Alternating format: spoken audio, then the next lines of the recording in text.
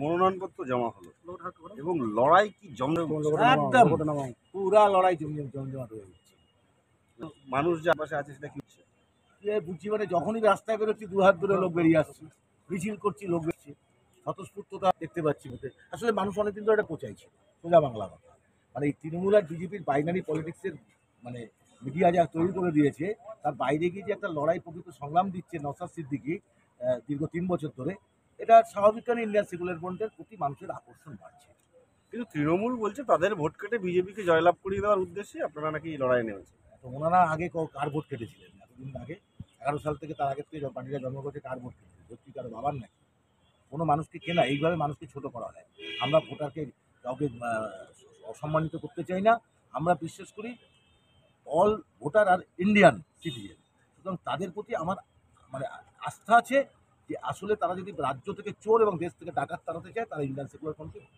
এই লাস্ট প্রশ্ন, যেটা আপনি বলছিলেন যে অল ভোটার ইন্ডিয়ান, তাহলে এই যে এনআরসি, সিএ এগুলো কি ভাওতা দেওয়া? এগুলো তো ভাওতা ছাড়া আবার কি? আমি এতদিন ধরে ভোট দিয়ে মোদিকে জেতালাম, প্রধানমন্ত্রিত্ব করলাম, তাহলে আবার কি নতুন কোনো পরীক্ষা দিতে হবে নাকি যে আমি ভারতীয় কিনা?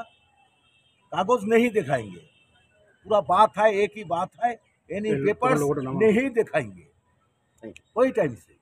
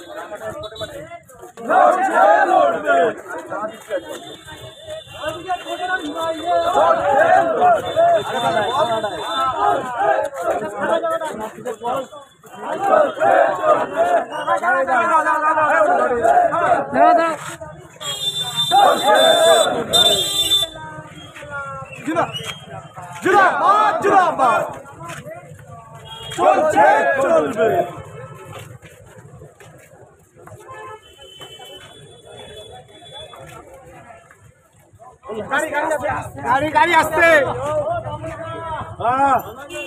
ঠিক আছে, তোমরা আসছো না এখন দিতে? বসিয়া জমা দিচ্ছ, এখন জমা দিচ্ছ বসিয়া ঠিক আছে।